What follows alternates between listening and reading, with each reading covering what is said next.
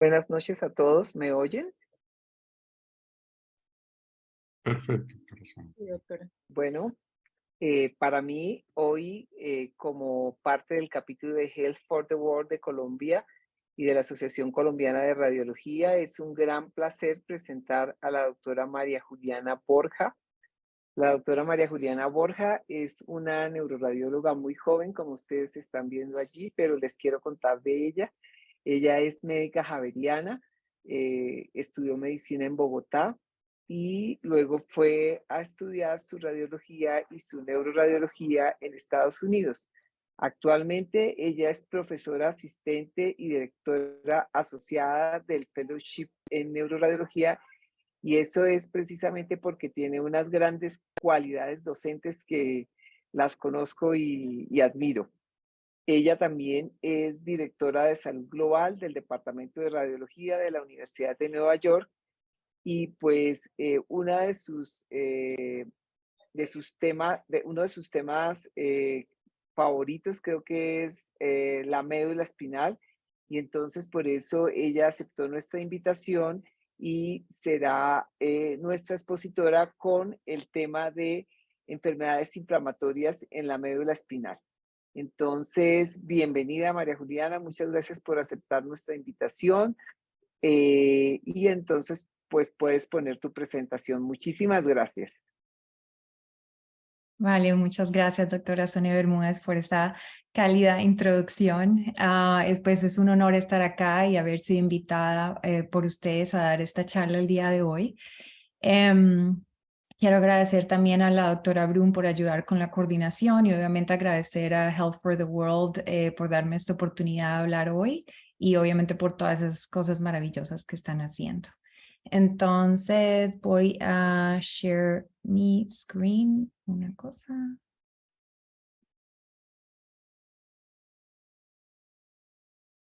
Ok, entonces espero todos puedan ver. Sí, listo. Bueno, perfecto. Entonces ya voy a disminuir esto.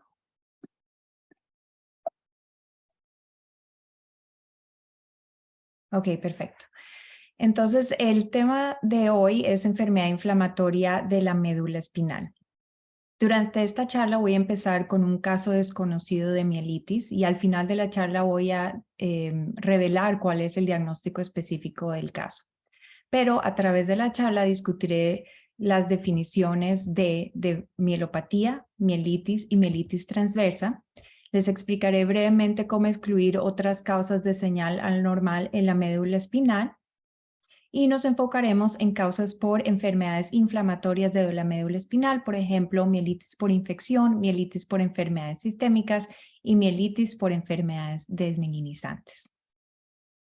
Este es el caso desconocido con el que voy a empezar. Es una paciente femenina de 20 años que llevaba 2 semanas de debilidad de miembros inferiores, estreñimiento e incontinencia urinaria.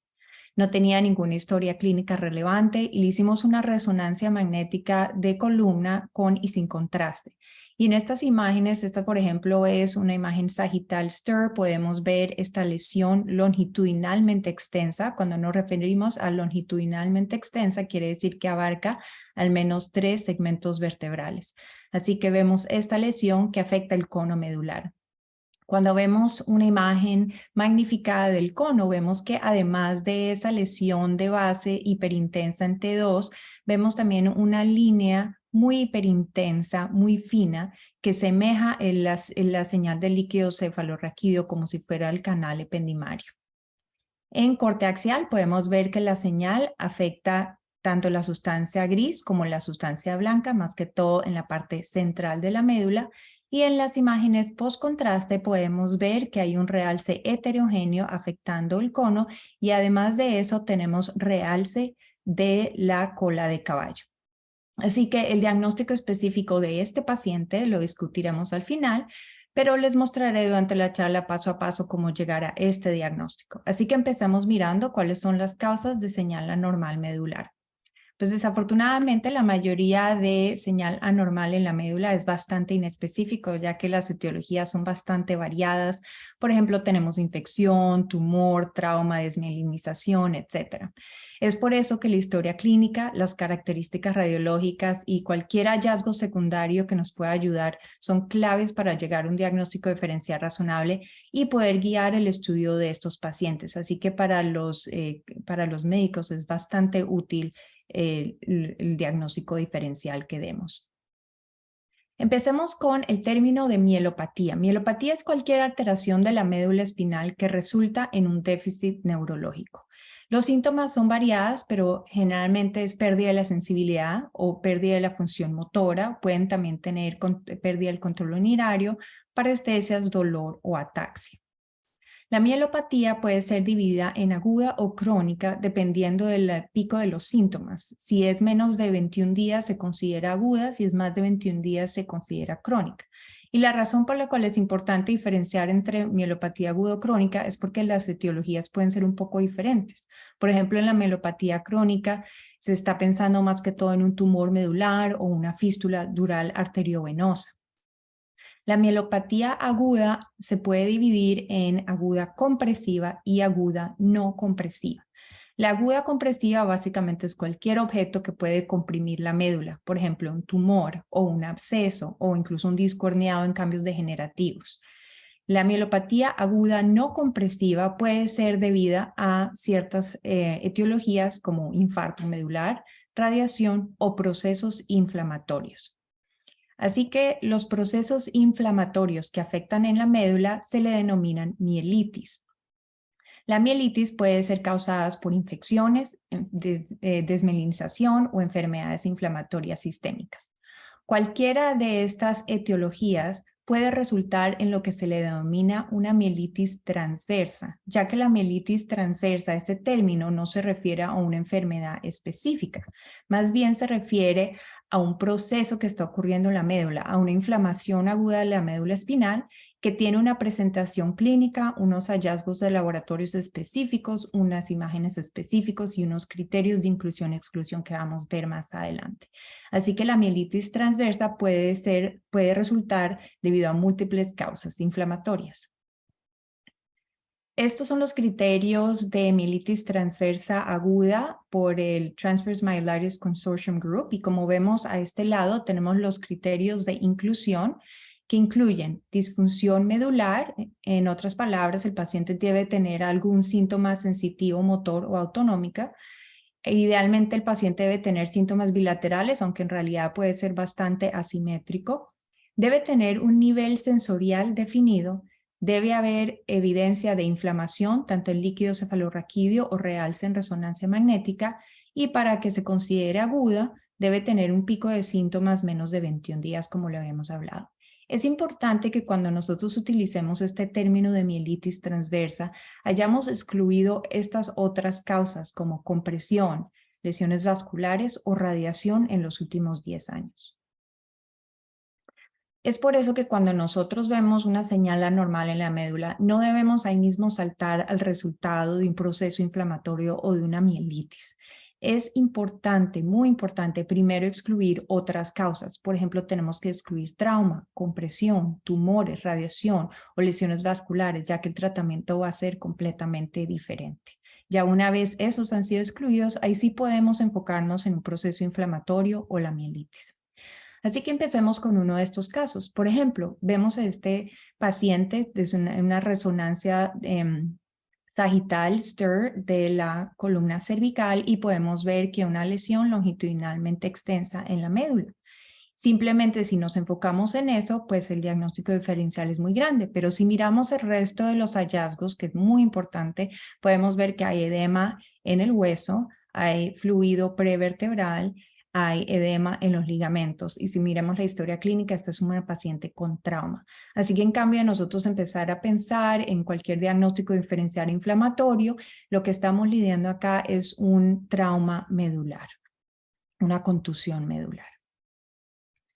Ok, este es otro paciente. Este paciente también tiene señal anormal en la médula, pero si nos fijamos un poco más, vemos que además de eso, tiene un disco herniado, hay ensanchamiento del ligamento amarillo y además de eso tiene realce.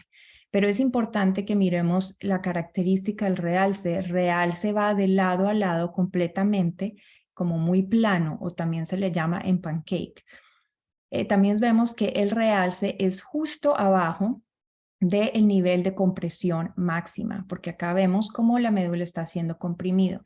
Estos son cambios típicos de una mielopatía por degeneración, una mielopatía por compresión, por cambios degenerativos.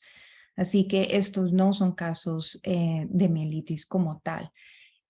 Muchas veces a estos pacientes se le hace una decompresión cervical, pero el realce puede persistir incluso meses o incluso años después de esto. Pero estos hallazgos típicos de compresión de la médula, señal anormal generalmente es peor donde hay mayor compresión.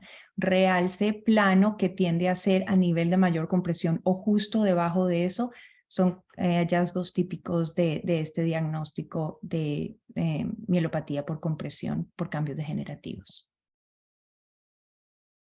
Ok, en este siguiente paciente, si vemos los huesos, podemos notar que es un paciente pediátrico. Obviamente tiene una señal anormal en la médula que afecta también al tallo, pero vemos un ensanchamiento bastante exagerado.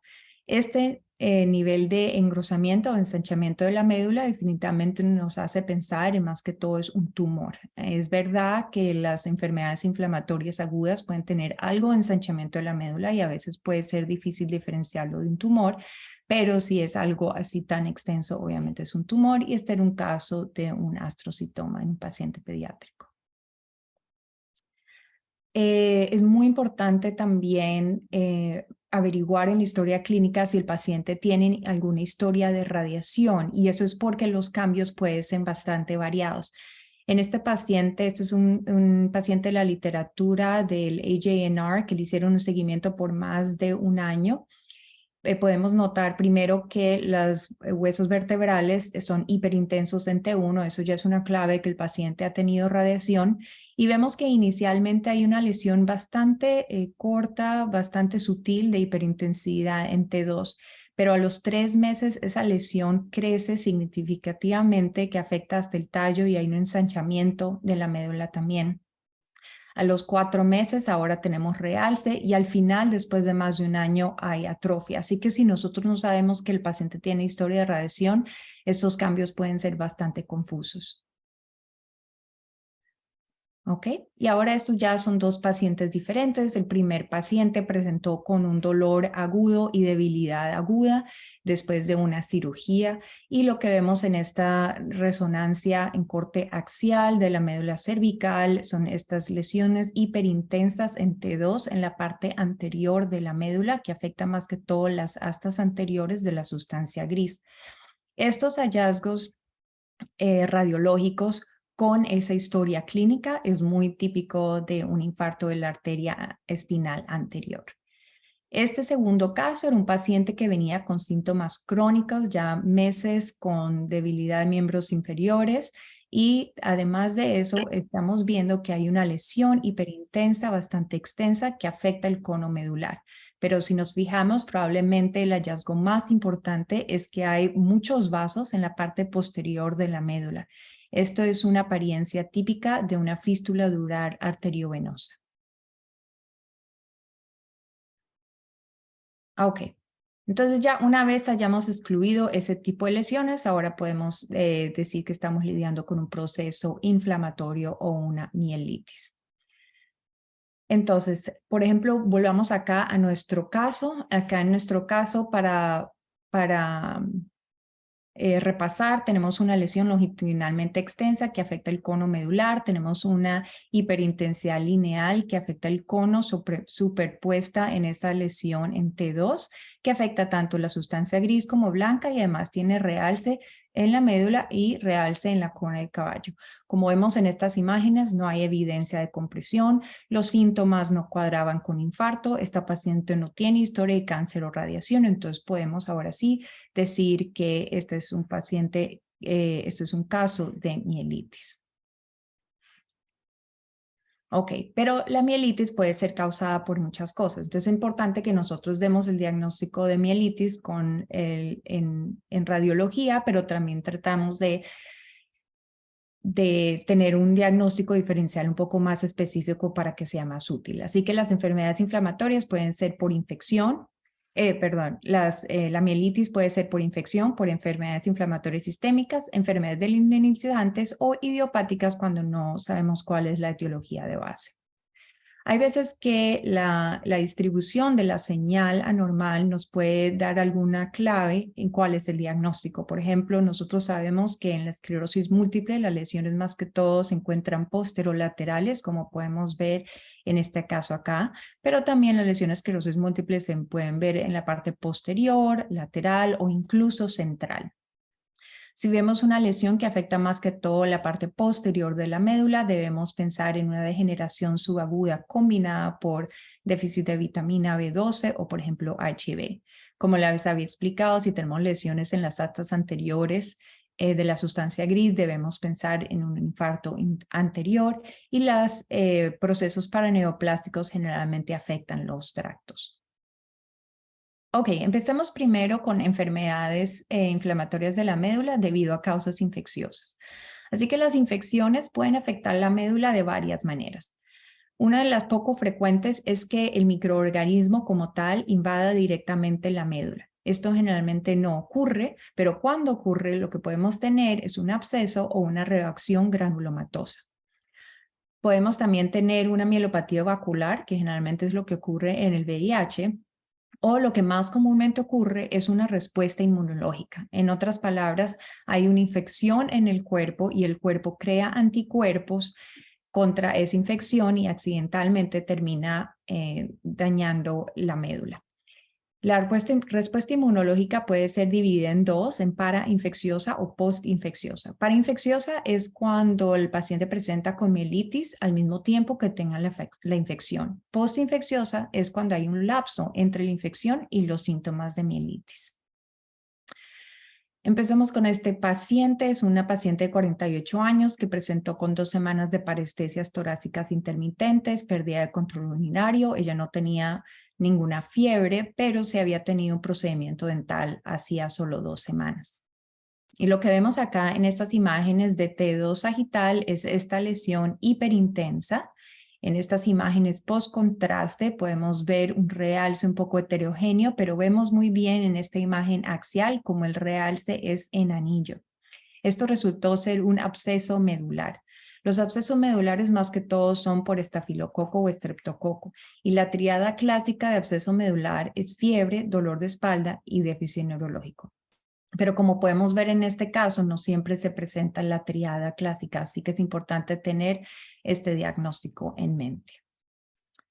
Esta es un paciente de 34 años con 2 semanas de dolor de espalda, entumecimiento del pie derecho y retención urinaria. Y lo que vemos en esta imagen sagital de STIR es esta hiperintensidad que afecta el cono medular.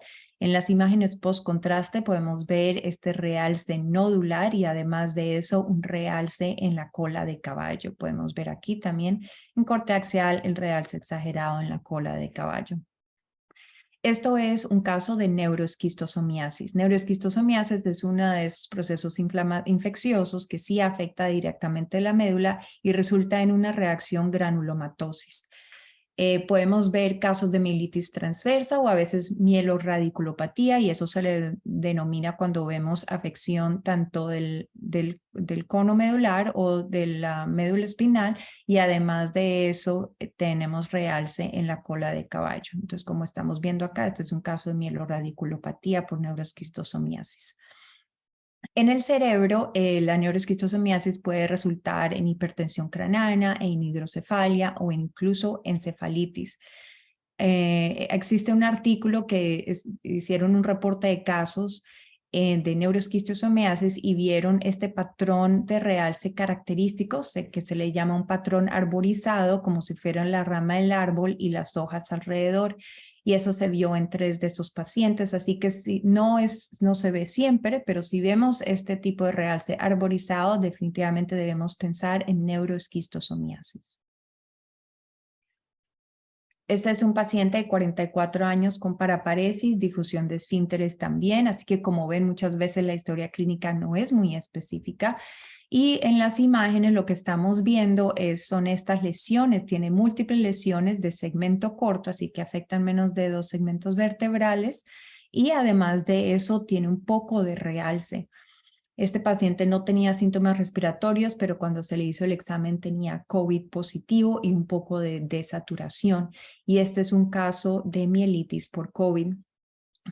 Ahora se ha calmado mucho COVID, ya no vemos tanto de eso, pero durante el pico de la pandemia estábamos viendo varios casos de COVID afectando el sistema nervioso central y hubo varios reportes de mielitis por COVID, así también de casos de Guillain-Barré. Entonces, los reportes de casos de mielitis por COVID, algunos de los pacientes tenían síntomas respiratorios, otros no. Se piensa que seguramente es una respuesta inmunológica parainfecciosa y pueden verse tanto lesiones cortas como lesiones longitudinalmente extensas y el realce también es bastante variable. Así que los hallazgos no son específicos, pero lo importante es saber que estamos lidiando con algo inflamatorio y se deben hacer todos los exámenes y tener en cuenta que COVID-19 puede resultar en mielitis. El polio es una infección vía orofecal y la razón por la cual quiero mencionar el polio en este momento es porque ahorita en julio de este año hubo un caso de polio paralítico en el estado de Nueva York. Desafortunadamente, la cantidad de niños menores de 2 años vacunados contra el polio ha disminuido, ahora es menos del 80%, así que puede que veamos un incremento en estos casos de polio. Afortunadamente, la mayoría de casos de polio son asintomáticos, pero también puede producir meningitis o poliomielitis, que es menos común. Como ustedes deben saber, el polio afecta las neuronas motores inferiores, entonces se ve en la columna y afectan más que todo el asta anterior. Así que asta anteriores deben pensar en infarto de la arteria espinal anterior o, por ejemplo, en polio, pero lo que les va a ayudar es la historia clínica también. Lo que podemos ver acá en estas imágenes son esta hiperintensidad afectando la parte anterior de la médula. En las imágenes sagitales vemos esta lesión longitudinalmente extensa también en la parte anterior. En casos crónicos, el paciente puede presentar con atrofia. Ok, ahora sigamos por mielitis por enfermedades inflamatorias sistémicas. Esta era una paciente de 26 años, pero tenía lupus. Ella ya tenía el diagnóstico de lupus y presentó con fiebre, paraplegia, retención urinaria y debilidades de miembros inferiores. Ya que la paciente tenía lupus, obviamente hacer el diagnóstico de mielitis por lupus es más fácil. Lo que vemos acá en estas imágenes, esta lesión extensa que afecta el cono medular y afecta a la mayoría de la médula en corte axial. La mielitis por lupus puede presentarse en hasta 3% de los pacientes con lupus, pero hay veces que la mielitis por lupus puede ser la presentación inicial de esa enfermedad y es por eso que es importante que los médicos hagan un estudio bastante extenso a estos pacientes que presentan con mielitis. Y los hallazgos radiológicos más comunes de la mielitis por lupus es básicamente lo que vemos acá, es una lesión longitudinalmente extensa, hiperintensa en T2, puede haber expansión de la médula y puede o no tener realce. La mielitis transversa por neurosarcoidosis es poco común, ya que sarcoidosis afecta el sistema nervioso central en solo 5 a 10% de los casos. Los hallazgos más comunes cuando hay una mielitis por neurosarcoidosis es lo que vemos acá en este paciente, que es una lesión longitudinalmente extensa, tiende a afectar más que todo la médula cervical y este realce, y los realces puede tener más que todo como 2 configuraciones. Una de las configuraciones que yo he visto particularmente en algunos casos es como este realce en parche con base amplia a la periferia.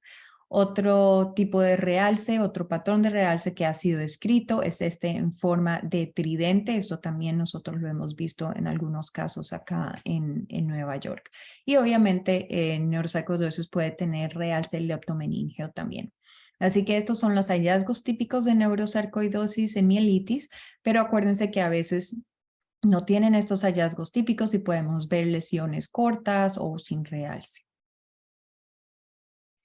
Ok, y esto es un paciente que presentó con una mielitis transversa, ya que cumplía todos los criterios, tanto clínicos, radiológicos de mielitis transversa, tenía menos de 3 semanas de síntomas, tenía un nivel sensitivo bilateral, tenía realce, como vemos acá, tenemos esta lesión hiperintensa en T2 y acá vemos el realce en el corte axial, pero se le hizo un estudio bastante extenso y todo resultó negativo. Así que esto se le denominó una mielitis transversa aguda idiopática. Ok, ahora seguimos con mielitis por enfermedades desmelinizantes. Voy a empezar con esta degeneración combinada subaguda, que los hallazgos radiológicos son bastante clásicos y afectan más que todo la parte posterior de la médula bilateral, como un triángulo o una V invertida. Eso es muy clásico de una deficiencia de vitamina B12. Las lesiones tienden a ser longitudinalmente extensas y afectan más que todo la médula cervical. Típicamente después del tratamiento de vitamina B12, esto es reversible. La esclerosis múltiple es una enfermedad desmelinizante autoinmune. Afecta, como ustedes saben, más que todas las mujeres jóvenes de aproximadamente 35 años. Hasta 80% de los pacientes con esclerosis múltiple pueden tener lesiones en la médula, pero 20% de los pacientes pueden tener lesiones medulares y no tener lesiones intracraneales. Pero si ustedes llegan a ver una resonancia magnética con estas características, como vemos en esta imagen, el sagital en STIR, podemos ver esta lesión de segmento corto, vemos varias lesiones de segmento corto y en corte axial vemos que afecta más que todo la parte lateral y posterolateral de la médula. Estos son hallazgos no únicos, pero muy típicos de esclerosis múltiple. Entonces, si vemos algo así, es importante recomendar una resonancia de cabeza porque eso puede ayudarnos al diagnóstico también. Y si vemos en el cerebro estas lesiones típicas, que son perpendiculares al eje del ventrículo, en triángulo como en Dawson Finger o lesiones yuxtacorticales, muy típico de esclerosis múltiple. Ok, el trastorno del espectro de la neuromielitis óptica o NMOSD por las siglas en inglés es un proceso inflamatorio desmielinizante. Ataca principalmente, como dice el nombre, los nervios ópticos y la médula, pero acuérdense que también puede afectar el cerebro, o sea, NMOSD puede tener lesiones cerebrales. En NMOSD pueden haber anticuerpos contra los canales de aquaporina 4. Lo que vemos en las lesiones clásicas de mielitis en NMOSD son estos hallazgos de una lesión longitudinalmente extensa y tienden a ser bastante extensas. Tiende también a haber un ensanchamiento de la médula espinal. En los cortes axiales vemos que la mayoría de la médula ha sido afectada, así tanto la parte central como la parte periférica. Algo que se ha descrito son estos puntos brillantes o bright spots en T2. Básicamente son lesiones hiperintensas en T2 que casi siguen la señal del líquido cefalorraquídeo. Y también puede haber realce. En el cerebro vamos a encontrar lesiones donde hay mayor concentración de canales de aquaporina 4. Entonces, como lo vemos acá en este diagrama, esta línea señala donde hay mayor concentración de canales de aquaporina 4. Entonces vamos a ver lesiones, por ejemplo, peripendimarias o en la zona postrema es muy típica, como lo vemos acá en esta imagen sagital. MOGAD o enfermedad social MOG es también una enfermedad desmielinizante y en esta encontramos anticuerpos contra la glicoproteína de oligodendrocitos de mielina o MOG. MOGAD es lo que se le refiere a MOG Associated Disease. Y MOG ahorita es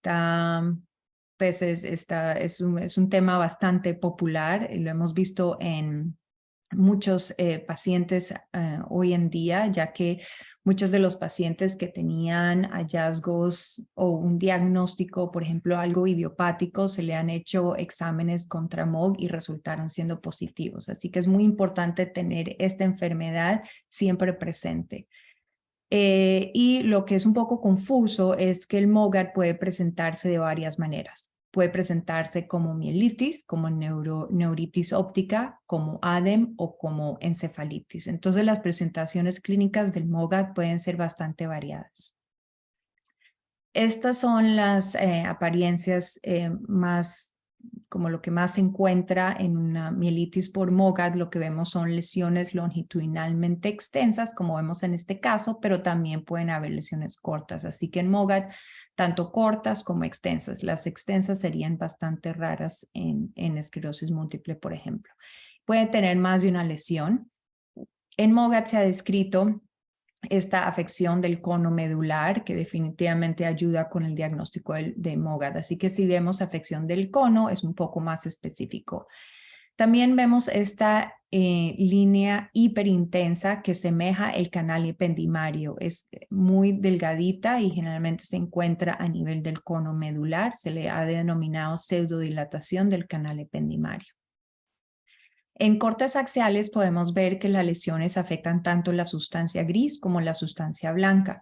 Y hay gente que ha descrito este patrón de señal anormal como en signo de H. Este signo de H también había sido escrito en NMO, pero ahora es más común en MOGAD. Y puede tener nuevamente un realce. El realce puede ser nodular parenquimatoso, puede ser también un realce meningeo, realce de la cola de caballo. En esta imagen podemos ver la comparación de mielitis en NMOSD con anticuerpos anti-aquaporina 4, con MOGAD y esclerosis múltiple. Entonces lo que vamos a ver en NMOSD son estas lesiones, como había dicho, longitudinalmente extensas, generalmente ensanchamiento, bastante realce, estas lesiones brillantes o bright spots, como se le llaman, y tiende a ser bastante agresivo con un peor pronóstico, el NMOSD. MOGAD, tenemos lesiones largas o pueden ser cortas, pueden haber tanto largas como cortas, tiende a afectar el cono medular y puede tener esta pseudodilatación del canal ependimario, afecta tanto la sustancia gris como la sustancia blanca y puede tener esta forma de H en los cortes axiales. Y en cambio, la esclerosis múltiple, lo que se va a ver son estas lesiones cortas de segmento corto que afectan más que todo la médula posterolateral. Esta esclerosis múltiple no tiende a tener realce de la cola de caballo. Ok, así que volvamos nuevamente a nuestro caso. Como ya habíamos dicho, estábamos lidiando con un proceso inflamatorio.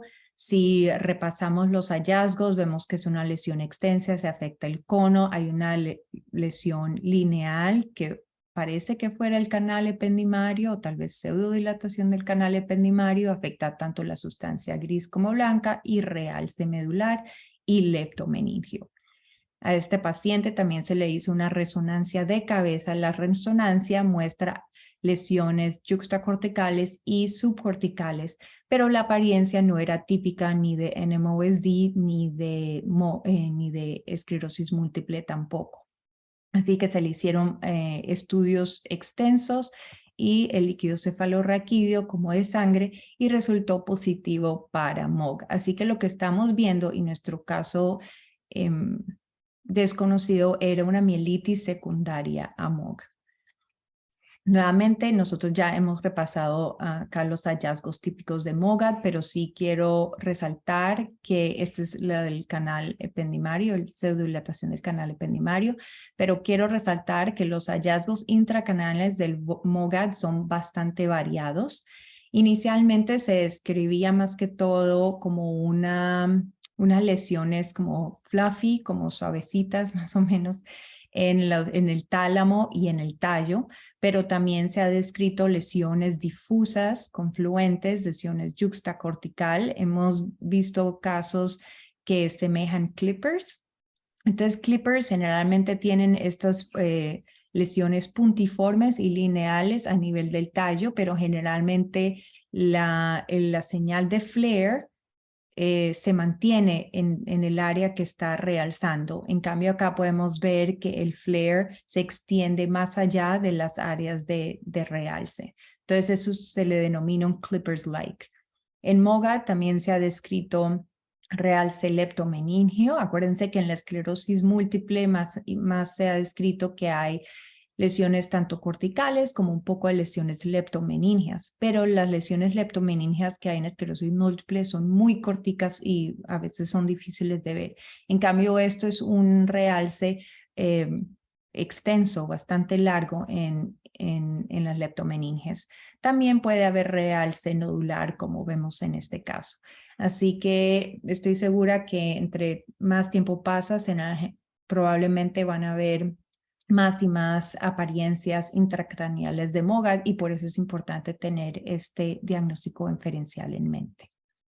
Ok, ya para resumir, entonces cuando nosotros vemos una señal anormal en la médula espinal, lo primero es excluir otras etiologías, por ejemplo, como trauma o compresión. Queremos asegurarnos que el paciente no tenga que ir inmediatamente a descompresión. Tenemos que excluir obviamente un tumor medular, mirar la historia clínica que no haya radiación y también mirar la historia clínica que no tenga una historia clínica típica de un infarto, por ejemplo. Y una vez ya hemos excluido todo eso, podemos enfocarnos en procesos inflamatorios. Y recuerden que los procesos inflamatorios o la mielitis pueden ser causadas por etiologías infecciosas, enfermedades inflamatorias sistémicas como lupus, sarcoidosis y otras, o enfermedades desmelinizantes. Ya para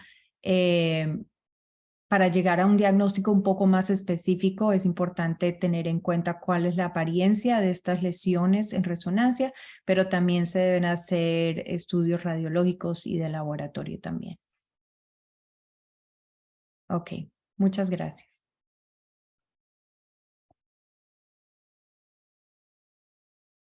No sé si hay alguna pregunta.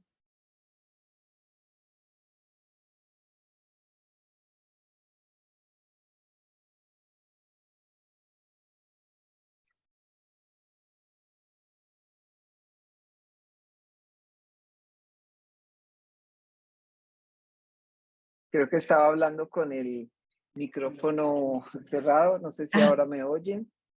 Sí, Muchas gracias por esta charla. Nosotros, yo creo que en Colombia, por nuestra geografía, pues no tenemos algunas de las enfermedades infecciosas. No sé si ustedes por ser, digamos que hospital de referencia, pero digamos que esquistosomiasis, nosotros no sé, aunque tenemos bastantes venezolanos que vienen a nuestro país, allá es uno de los sitios donde pues en Latinoamérica, tal vez Venezuela y Brasil son los países que más tienen estas enfermedades, pero pues por lo menos en nuestro hospital, pero que también de pronto es un hospital que no tiene esta población flotante, pues no hemos visto. Yo no sé si algunos de los panelistas, no sé si María Lucía o Juan o María Juliana, ¿cómo son esos pacientes que han visto ustedes con esas infecciones que pues nosotros no hemos visto? Obviamente tampoco he visto polio, aunque ya pues uno se conoce cómo es la manifestación del polio, y pues creo que aquí en Colombia todavía vacunan a los niños, aunque sí existe como en todos sitios, como en muchos sitios, la tendencia a no vacunar a los niños. Entonces, pues ese es un punto que pues que te quería como preguntar cómo estos pacientes, cómo los ven y de dónde los tienen. Sí, pues nosotros tampoco vemos mucho neuroesquistiosomiasis, o sea, la verdad eran como reporte de casos más que todo, y como tú dices, eran pacientes de otros países, creo que venían del Medio Oriente, entonces no eran de acá. Entonces también sí, es súper extraño que veamos este tipo de pacientes, aunque ese como hallazgo así de realce alborizado como que es muy clásico y por eso me gusta mostrarlo, pero la verdad es que sí, nosotros tampoco vemos mucho de eso.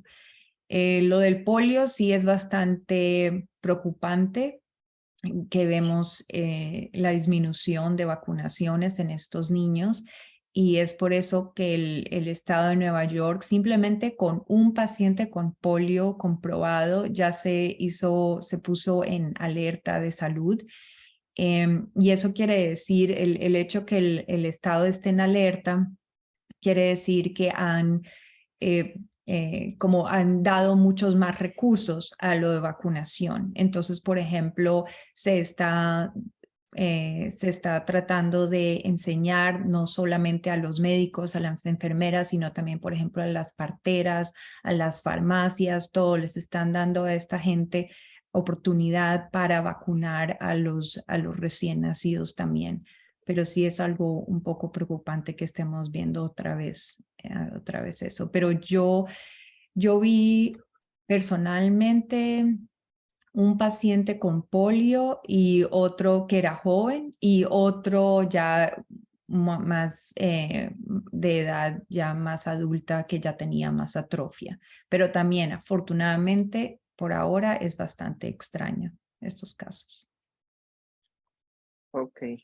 Nosotros acá también el punto es en cuanto a la anti-MOC, tal vez no tenemos los suficientes recursos pues, de los exámenes de laboratorio, de líquido cefalorraquídeo, aunque nosotros aquí usualmente enviamos pues incluso fuera del país, y tenemos un buen laboratorio, y ahora tenemos digamos, un estudio conjunto, digamos que una mesa en la cual los neurólogos expertos en enfermedad desmielinizante reciben casos no solo de nuestro hospital, sino de otros hospitales para consulta.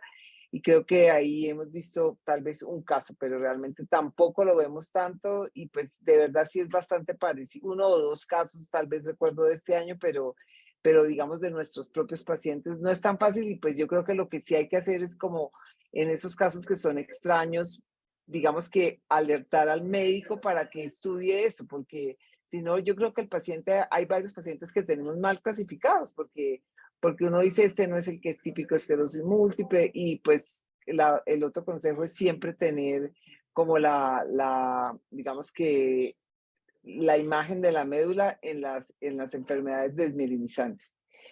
Tengo una pregunta adicional que la hace uno de los neuroradiólogos de Colombia, que es el doctor Camilo Forero, y es si tienen utilidad las secuencias de difusión o tractografía para el estudio de la mielopatía, María Juliana. Esa es una de las preguntas. Pues el estudio de difusión, más que todo lo utilizamos, nosotros no lo hacemos rutinariamente en todos los pacientes, solo lo hacemos en pacientes que llegan a urgencias. Entonces, todos los pacientes que llegan a urgencias que necesitan una resonancia magnética de médula, le hacemos difusión, imagen de difusión, y más que todo es para asegurarnos que no haya un infarto. Entonces, las imágenes de difusión más que todo sirve para descartar un infarto agudo. Ya para las enfermedades desmielinizantes como tal, yo no he visto ningún cambio. O sea, lo único que sí digo es que en las imágenes de resonancia de cerebro, muchas veces las lesiones de esclerosis múltiple tienden a tener una difusión facilitada. O sea, se ve un poco de hiperintensidad en difusión, pero también sin restricción en ADC. Pero no hemos visto casos de restricción en la médula por enfermedades desmielinizantes. Si vemos algo así, generalmente estamos pensando tal vez en un infarto, si eso cuadre con los síntomas clínicos. Con síntomas clínicos. Con la tractografía, nosotros no hacemos tractografía para este tipo de lesiones. Nosotros hacemos un poco de tractografía de la médula espinal, más que todo en casos de tumores o en casos de malformaciones cavernosas, pero no hemos encontrado ninguna utilidad en casos inflamatorios, la verdad. Muchas gracias, María Juliana. Tengo otra pregunta de otra de nuestras neuroradiólogas, la doctora Ángela Guarnizo, y es esta. Al definirse la mielopatía como una alteración en la señal de la médula espinal asociada a déficit neurológico, ¿cuál es el término apropiado para describir esta alteración de la señal de la médula en el informe radiológico si no se conoce realmente el estado clínico del paciente? Entonces, que pues a eso nos pasa no infrecuentemente. Mucho, sí, exactamente. Pues yo diría que generalmente cuando veo lesiones de la médula, pongo como lesión, o sea, por ejemplo, lesión hiperintensa en T2, trato de describir si es longitudinalmente extensa o no, si es lesión corta, así digamos, si, aunque no tenga la historia clínica, por ejemplo, si son hallazgos muy típicos, si no hay mucho ensanchamiento, si son lesiones más cortas, más periféricas, tiendo a decir como describo la lesión y digo esto lo más probable es que estemos lidiando con una mielopatía por una enfermedad inflamatoria, por ejemplo, desmelinizante como esclerosis múltiple. Entonces, en general, yo utilizo el término mielopatía. Si yo pienso, si ya descarto todas las otras cosas, si claramente veo que no hay un tumor, claramente no veo que no hay trauma o no hay ninguna compresión, así no tenga la historia clínica, que yo sé que a veces pasa, no es lo ideal, pero yo sé que a veces no hay nada en la historia clínica, tiendo a decir esto parece ser una enfermedad inflamatoria / mielitis. Entonces, si veo que no hay trauma, no hay compresión, no hay tumor y no parece un infarto medular espinal anterior, sí tiendo a decir que lo más probable es que esto es un proceso inflamatorio / una mielitis que puede ser desmelinizante o infecciosa. Generalmente es lo que comento así, como desmelinizante, inflamatoria o infecciosa. Generalmente es como lo describo.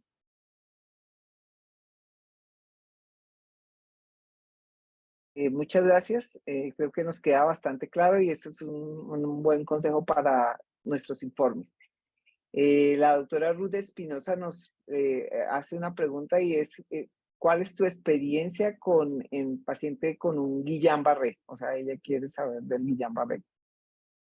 Sí, pues nosotros vimos un par de casos de Guillain-Barré con COVID y hemos visto también otros casos de Guillain-Barré, pues así ya como no relacionado al COVID, pero generalmente esos tienen un realce de la cola de caballo afectando más que todo la parte anterior, la cola de caballo, las raíces anteriores. Y los pacientes tienden a presentar como con un déficit ascendente. Entonces, muchas veces la historia clínica es bastante clásica y incluso los médicos cuando ordenan la resonancia muchas veces cuestionan Guillain-Barré y generalmente lo que vamos a buscar es un realce en la cola de caballo en la parte anterior es lo que hemos visto. También hemos visto ya casos más como de Miller-Fisher, pero también hemos visto casos de resonancia de cerebro que vemos un realce de los nervios faciales bilaterales. Entonces eso también se ha descrito como realce de los nervios faciales bilaterales. Pero sí, más que todo yo diría como de cola de caballo, más que señal anormal en la médula como tal. Ok, muchas gracias. No sé si alguien tiene otro comentario, otra pregunta. También te cuento pues que además de las preguntas hay aquí felicitaciones por tu charla completa y didáctica. Por ejemplo, uno de mis colegas de aquí de la fundación, que es el doctor Aníbal Morillo, Muchas hace gracias. ese comentario y otros también hacen lo mismo en el chat sin necesariamente hacer unas preguntas. No sé si tenemos otro comentario, Juan Pablo, María Lucía, no sé si alguien quiere hacer otra pregunta o comentario. Hola, Juan Pablo. Hola, doctora Sonia, doctora María Juliana, muchas gracias por la presentación, felicitaciones. Yo creo que dejaste bastante claro todo lo que es la patología desde el punto de vista imaginológico. Yo tengo de pronto algunas preguntas específicas respecto a la patología desmielinizante a nivel medular. Cuando se habla de pronto con los colegas neurólogos, para ellos es muy importante sobre todo poder enfocar y diferenciar la patología que es longitudinalmente extensa, que digamos que se puede parecer más el anti-MOG a la neuromielitis óptica, que las imágenes son diferentes con la esclerosis múltiple. El patrón de realce en esclerosis múltiple, cuando uno usa protocolos de contraste, pues uno debe esperar un poco más en el tiempo para que las placas realcen. ¿Tienes de pronto algún tiempo recomendado para hacer la médula contrastada en pacientes con neuromielitis o con sospecha de anti-MOG? No, la verdad, nosotros no hacemos ningún protocolo específico para estos pacientes. O sea, tenemos un protocolo estándar que en este momento no me acuerdo cuánto tiempo es el de realce, pero la verdad como que no diferenciamos entre, o sea, si estamos pensando si es MOG o NMOSD o esclerosis múltiple, siempre hacemos las resonancias de la misma manera, pero tal vez es un buen punto, es muy importante decir como, wow, sí deberíamos tal vez tener alguno de esos, diferenciarlo un poquito, pero por ahora, qué pena, pero por ahora no, nosotros no, o sea, lo hacemos todo de la misma manera con el mismo tiempo de realce. Generalmente el realce yo pensaría que realce en la neuromielitis óptica no hay necesidad de esperar tanto porque generalmente tiene una reacción bastante exagerada, así que yo me imagino que no hay necesidad de esperar, así como por ejemplo en la esclerosis múltiple. Pero la verdad no sabría decirte, sí. Ok, gracias. Ujú. Muchísimas gracias, doctora María Juliana, por haber aceptado la invitación para estar con nosotros hoy. Excelente charla, súper didáctica, muy interesante que fuese basada en casos. Siento que así uno aprende más viendo el caso y analizando todo alrededor de cada caso y así ir viendo muchas patologías que pueden tener apariencias similares. En cuanto a la pregunta que hizo la doctora Bermúdez al principio, nosotros tampoco tenemos muchos casos acá de ese tipo de enfermedades infecciosas, pero lo que sí he visto bastante frecuente que no lo veía cuando estaba en Colombia son las mielitis que se asocian más que todo como a virales. Acá justo en esta zona tenemos muchos pacientes que van y hacen hiking o que se pasan varios días cazando y luego regresan y a las 3, 4 semanas empiezan a debutar con síntomas. Tienen siempre compromiso de la médula longitudinal, transverso. He tenido casos que para mí eran completamente nuevos, como el virus de Powassan, pero he tenido también casos mucho más comunes como Lyme disease, tuvimos un caso de Japanese virus, pero esos casi siempre los vemos asociados a lo típico que se ve en ganglios basales, no solo como aislado el compromiso de la médula espinal, pero sí usualmente lo que más he visto son o enfermedades mielinizantes o por causas virales. Sí, total. No, acá yo creo que la gran mayoría es desmielinizante, pero también es un poco bias porque es que nosotros tenemos un centro de esclerosis múltiple acá, donde mandan pacientes de todas partes del mundo que generalmente no tienen esclerosis múltiple, sino han sido mal diagnosticados. Entonces nosotros vemos una cantidad de mielitis y enfermedades inflamatorias y neurodegenerativas. Entonces yo creo que eso es lo que vemos en la mayoría acá en NYU. Pero sí, estoy de acuerdo que también esto de Japanese encephalitis, creo que solo como que la semana pasada tuvimos uno. Y sí, también se ven bastantes virus. Ujú. Creo que deberíamos hacer un grupo para juntar desde los diferentes puntos geográficos donde estamos, juntar más mielitis, pues enfermedades inflamatorias de la médula, por ejemplo.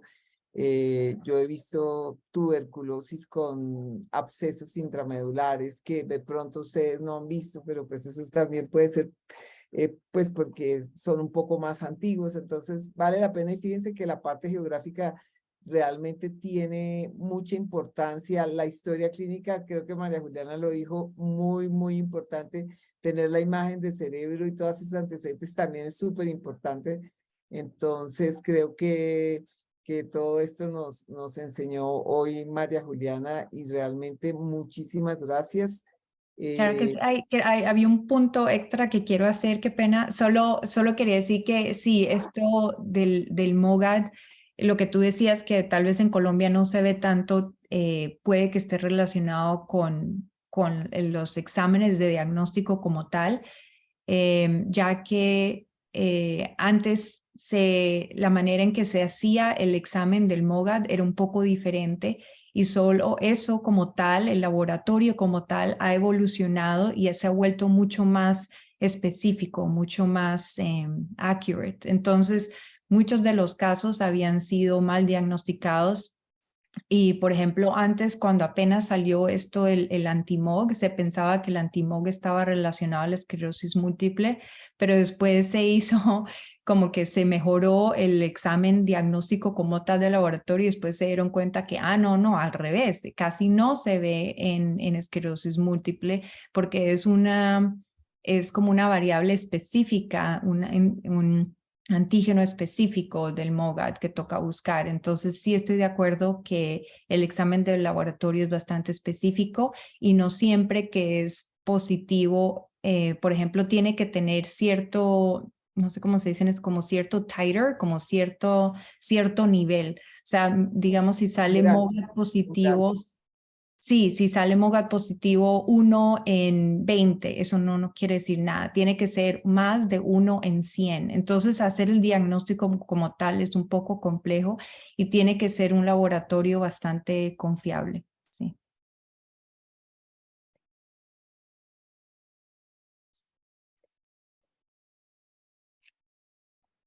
Bueno, pues siendo la hora programada, ya ha terminado. Muchísimas gracias.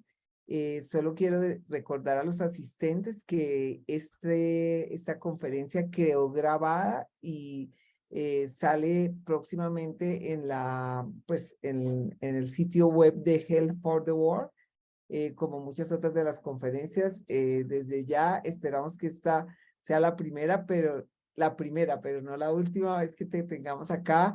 Y pues muy rico tenerte de conferencista en este grupo, pues que está conformado por colombianos, por la Asociación Colombiana de Radiología, y que forma parte de esta iniciativa de educación mundial que es Health for the World. Pues muchas gracias a todos. Muchas gracias. Muy buena noche. Gracias, doctora Borja. Gracias, doctora Bermúdez. Muchas gracias. Buenas noches, gracias. Buenas noches, María Juliana. Buenas noches a todos.